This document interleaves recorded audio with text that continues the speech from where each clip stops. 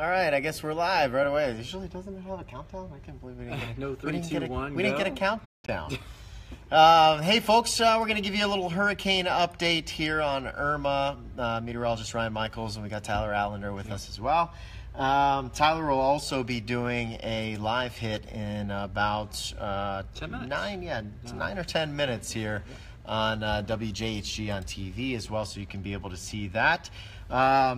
You know, we were just sitting here before we started this live, and we started talking about supplies and all that kind of stuff. And it's always good to be prepared here, folks, but we were starting to hear that lines were already starting to show up at gas stations here in the Panhandle, and that some areas in town around 23rd Street, I guess. 23rd Street Publix apparently doesn't have water. Yeah, and so it's great that folks are getting prepared, but we're kind of thinking, you know, we need to pump the brakes just a little bit here. We're not trying to hype this storm system by any means.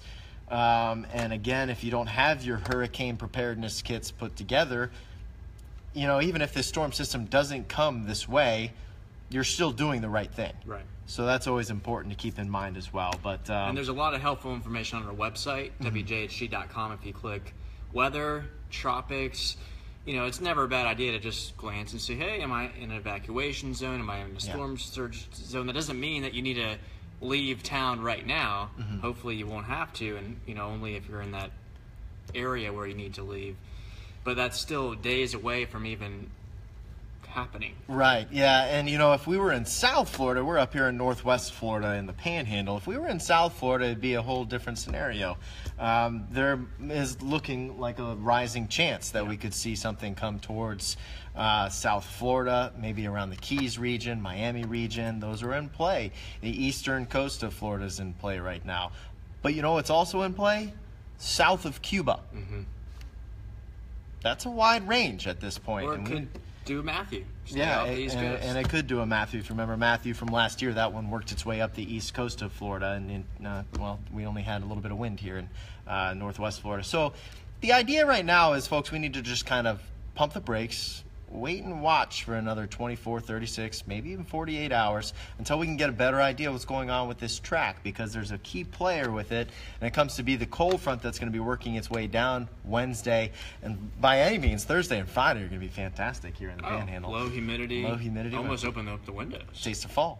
But, you know, of course, we got to also be prepared, and we've got to watch the storm system. So let's get into it. We'll get you the latest here on what's happening with Irma.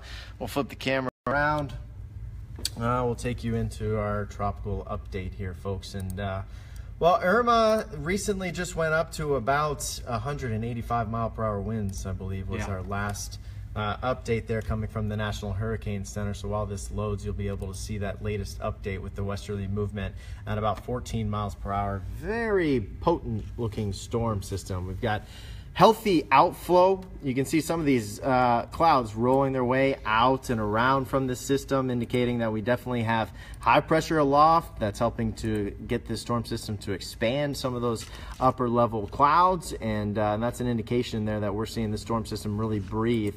One of the also reasons why we've seen it really start to explode when it comes to those wind speeds here over the past 24 hours. You know, 24 hours ago we were only around about 125 mile per hour winds.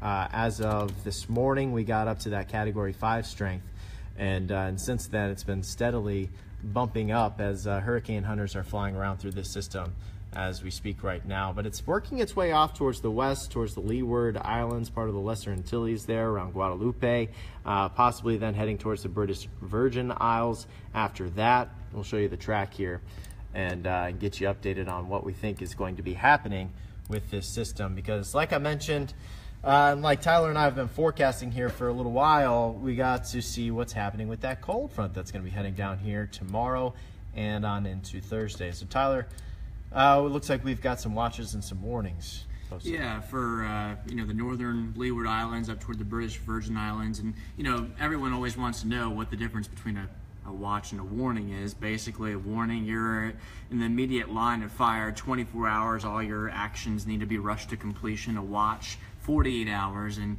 basically you need to be really in execution mode at that point.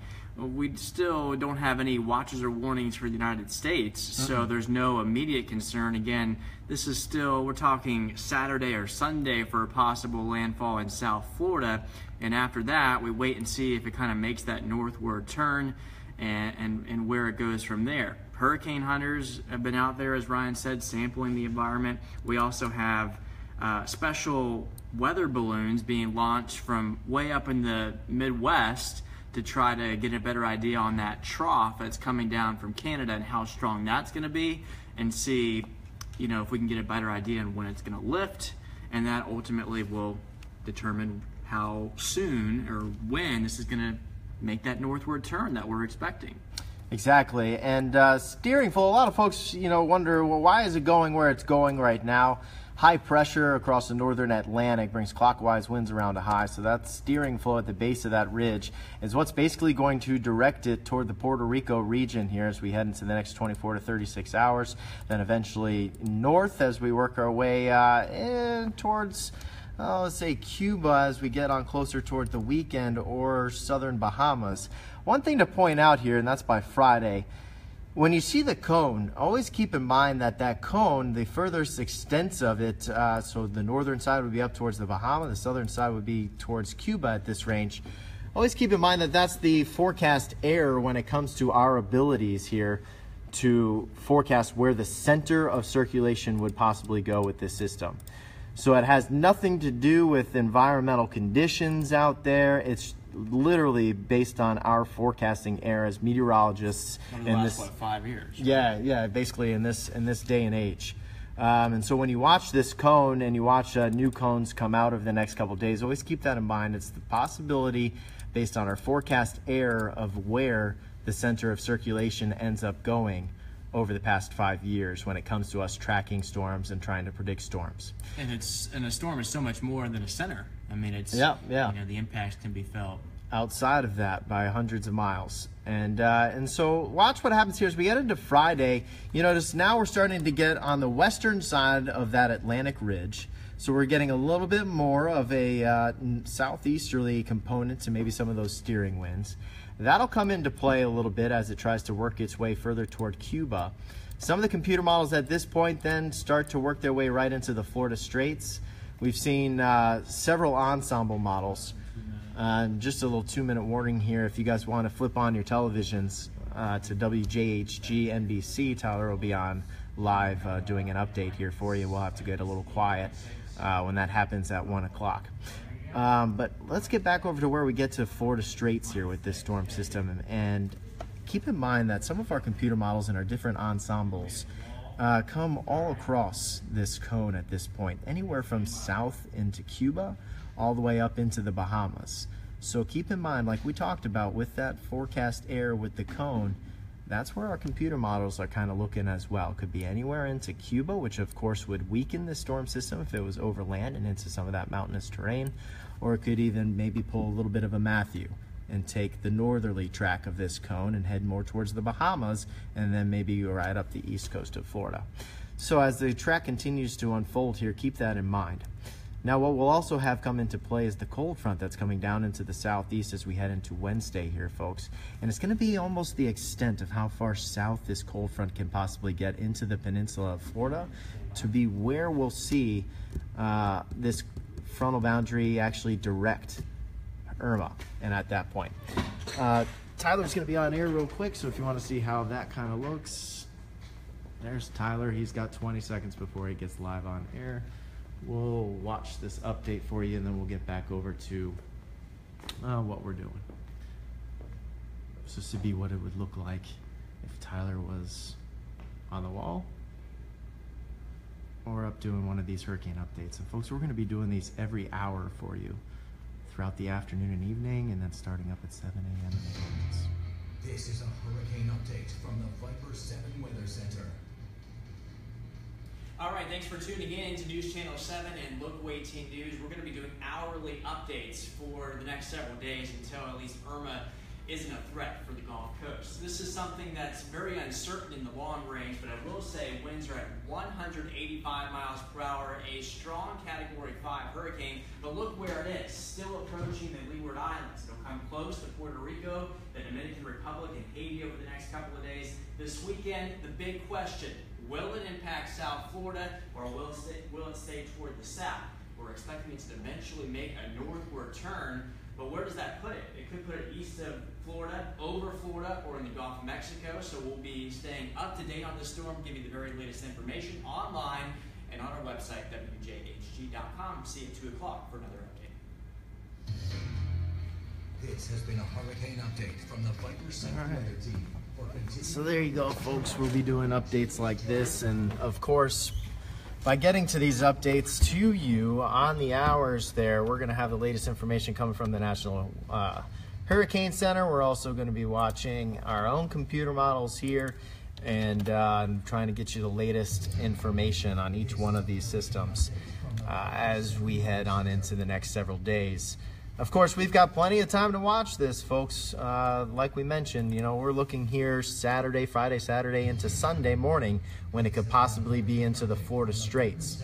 Now, also keep in mind that cone of unpredictability really is going all the way down south into Cuba at this point, and then all the way to the eastern side of Florida here. And a lot of that unpredictability, just like we talked about, comes with our own forecasting error. And then when we get out to the 5 to 7 day range, it's really going to have something to do with this cold front and how it interacts with Irma. One scenario, well, this cold front gets far enough down south into the peninsula of Florida that we actually see it grab Irma and send it a little bit more on that northeasterly track. Okay, so maybe something like Matthew did last year. The other scenario is that cold front, and listen, folks, it is September. Those cold frontal boundaries don't always make it all the way through Florida and all the way down into the peninsula this time of year. So that'll be something that'll be figuring out at this point when it comes to computer models and why they sent up extra balloons around this frontal boundary and testing the trough that's going on across the upper Midwest right now, so we can get an idea of how deep this trough is going to be and how far south it's actually going to push.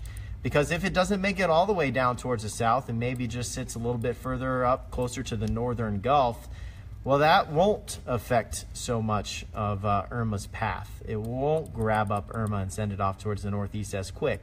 We could maybe see a little bit more of a southerly track in this scenario, one that maybe takes it around the Cuba region, maybe even south of Cuba, before we start to see that cold front interact with it, and then eventually maybe make that right-hand turn later in the forecast scene here. So there are still a lot of scenarios here that need to be worked out, and again, we're talking that 5 to 7 day range right now in the forecast, where the air, they don't have a cone out 5 to 7 days because the air is just too large at that point. So what we can do though is watch these scenarios unfold, find out exactly what computer models are thinking. That's why we have these kinds of systems, because they can give us a little bit of guidance. And Tyler, you had a great quote I watched on your Facebook page yesterday. You mentioned something about it's guidance, right? It's guidance, not gospel. I mean, there's a reason why we don't give you more than a 7 day forecast. Right. I mean, even a 7 day forecast sometimes can push it. In this case, it is pushing it. Yeah. So usually, while we have some of the best models in the world, you hear about the European model, the GFS American model. Those are some of the best at predicting tropical systems. Beyond 5 days, you got to take it with a grain of salt, and sometimes the forecast error can be 200 miles. So 200 miles can make the difference between the East Coast and the West Coast, off the East Coast of Florida into the Gulf of Mexico, and not to mention they switch every 6 hours when they run. Yeah, so it's absolutely. You'll stress yourself out if you're looking at the models. Right, yeah, and so that's why you got to kind of just look for trends. We look for trends, we look for processes that are showing up in each run significantly, maybe impacting what's going to happen later on into the forecast range.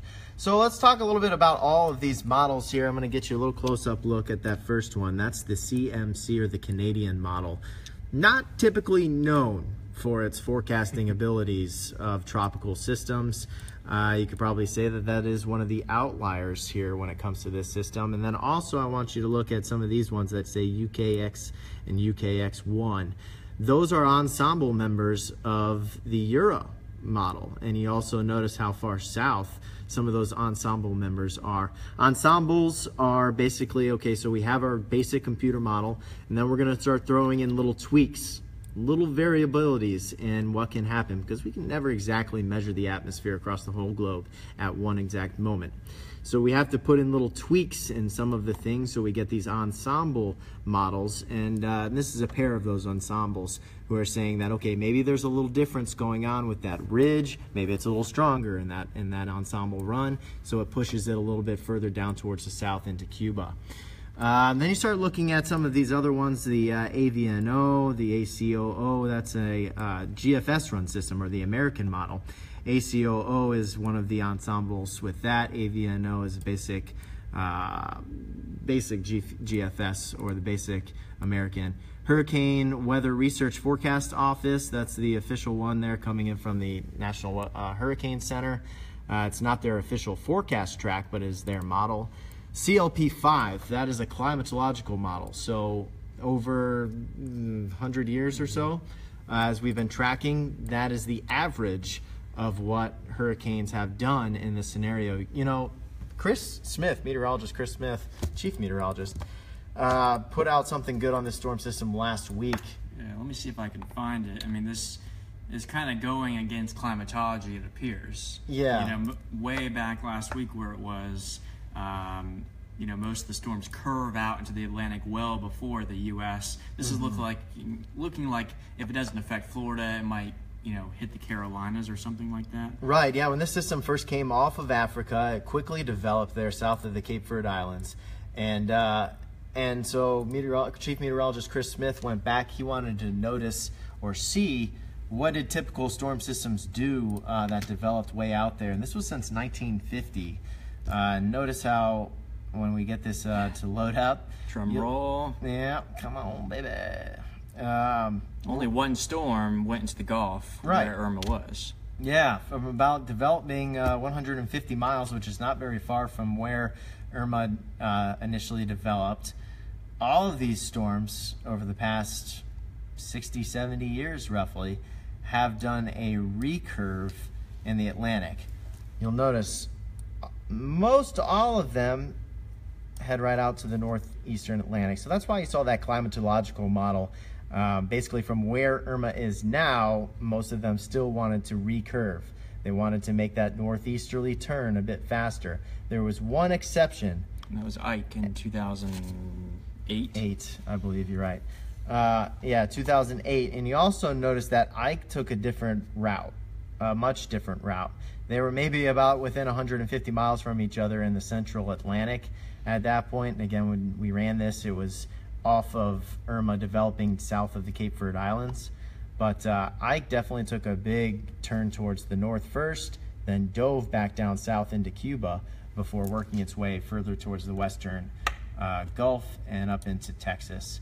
So, I mean, climatologically speaking here, if the storm system were to make the track that even the GFS or the American model are forecasting here, it would be statistically an anomaly. Really at that point. If it went down further down towards the south, like what the Euro is saying in some of the ensemble models, well, then it would have some characteristics similar to what Ike did. But we all know that these storm systems can be unpredictable. I just wanted to point out that the CLP5 is the climatological model, and then we got a little lesson on some of that. Okay, the UKM, way out here into the eastern, well, I guess the eastern side of the Bahamas. Basically, that's the European model. So that's the run that the European model did earlier this morning, spit out a track that was way on the north side of the cone.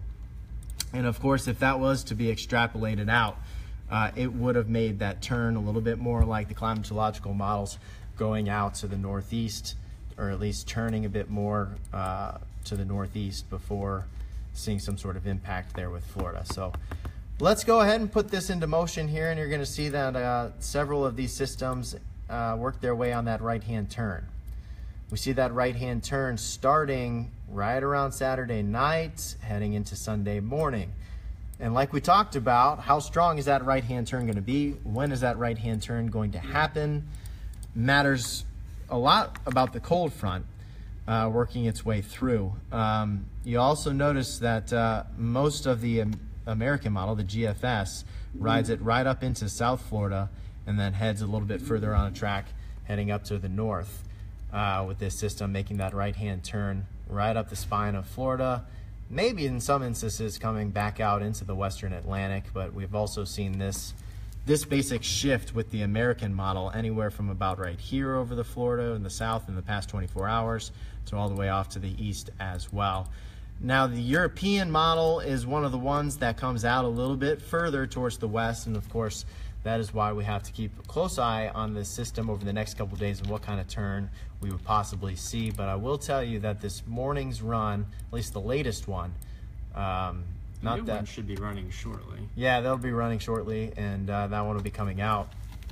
This is the European model in the yellow circles, the GFS in the red ones, and that's indicating low pressure when they're in tight concentric circles like that. High pressure, you tend to see these broad areas of concentric circles, and that's because winds go much faster.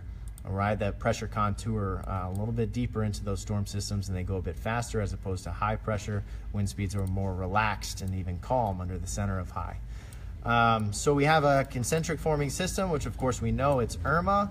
You watch Irma with both of these tracks, so you see the GFS and the American in pretty good agreement here as we work our way north of Puerto Rico, maybe just south or clipping some of the Bahamas. GFS a little bit north in this scenario. Watch what happens as we head into the next couple of days. We're at 5 a.m. Friday. We start to see a little divergence in some of those tracks. You notice the European model wants to go a little bit more south into Cuba. The GFS model stays a little bit south of the Bahamas, but is certainly a little bit north with the center of circulation here with this system. And we're talking about 2 a.m. on Saturday, so we're getting to that point. Remember, around Saturday when we're expecting to see a turn towards the northeast, right there Saturday 10 o'clock. If this storm system were to run over Cuba, we would see significant weakening with it because of the mountainous terrain down there across Cuba.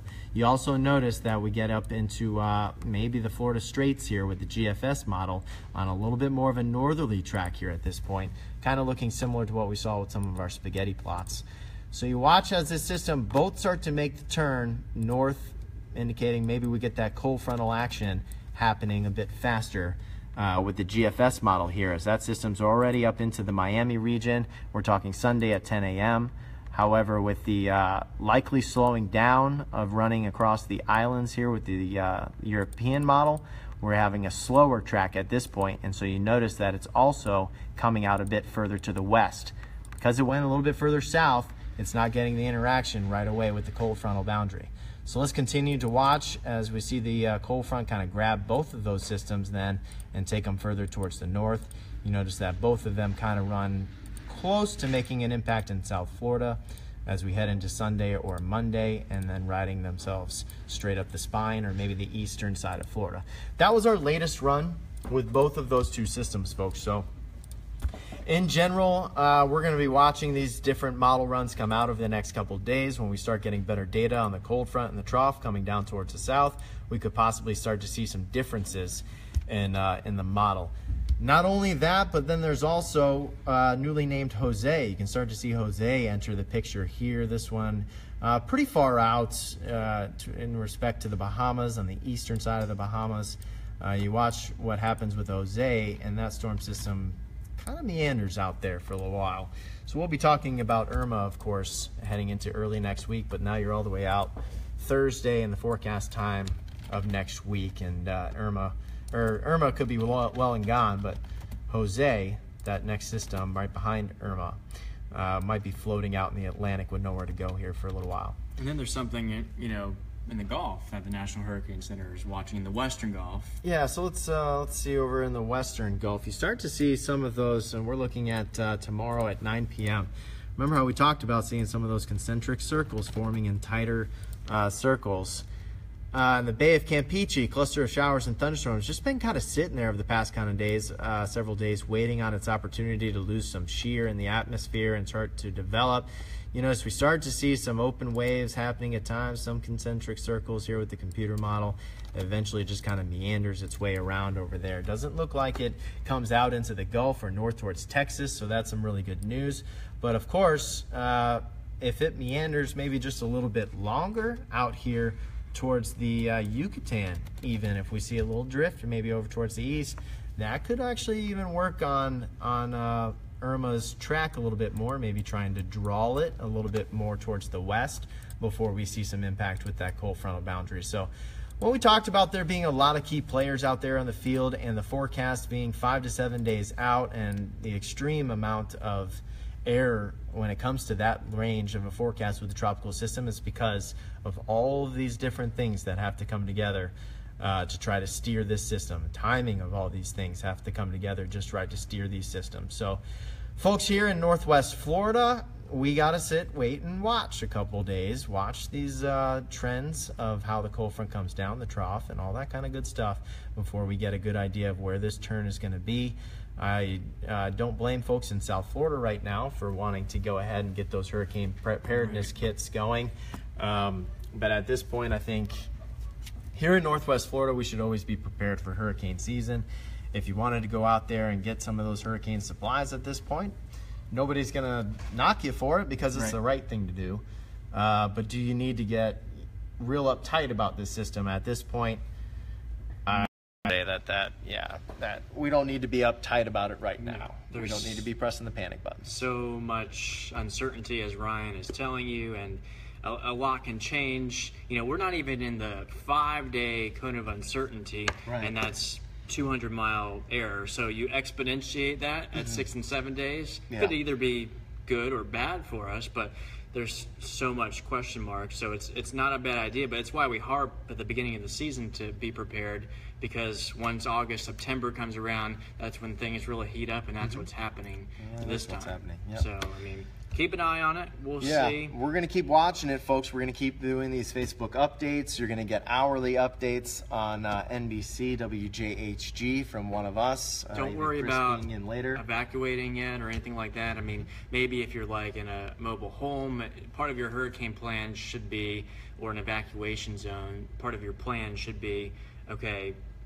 make plans with family or friends to get in a sturdier structure away from the coast. I don't think you really have to go miles and miles and miles away, because then you get stuck in traffic and that type of thing. But you just kind of make that call as we get closer. And and I mean, no evacuation orders have been given even in South Florida. No.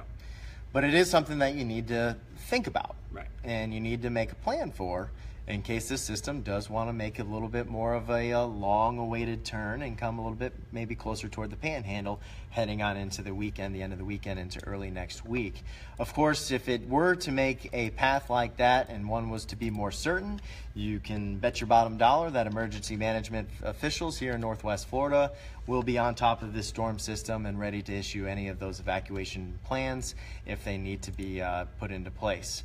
So in general, folks, let me just show you, in case you need to brush on your plan or whatnot, and just to get the latest information, go to WJHG.com, click the weather tab. We'll have our forecast there every day as well, and then click on tropics right there, and you'll see basically you can see for yourself the forecast path, the satellite evacuation routes. That's part of your planning efforts, emergency management links, storm surge zones, and everything you need to do to be prepared now if the storm sort of comes our way. So no doubt we're watching this closely. We don't want to scare you. We don't want to alarm you. We want to inform you as best as possible through social media platforms and also on air, of course. So, all right, folks. Well, that's going to do it here for us. Be sure to check out more of these as we do them and as we get more information here. And like Tyler mentioned, there's many sources that you can get information here from us. Facebook, Twitter. You can get it from our online pages, WJHG.com. You can get it from Facebook Lives. You can get it even on air, as we have broadcast newscasts running 5 a.m. to 7 a.m. on NBC, also 11 a.m., then coming up at 5 p.m., 6 p.m., 10 p.m., Monday through Friday.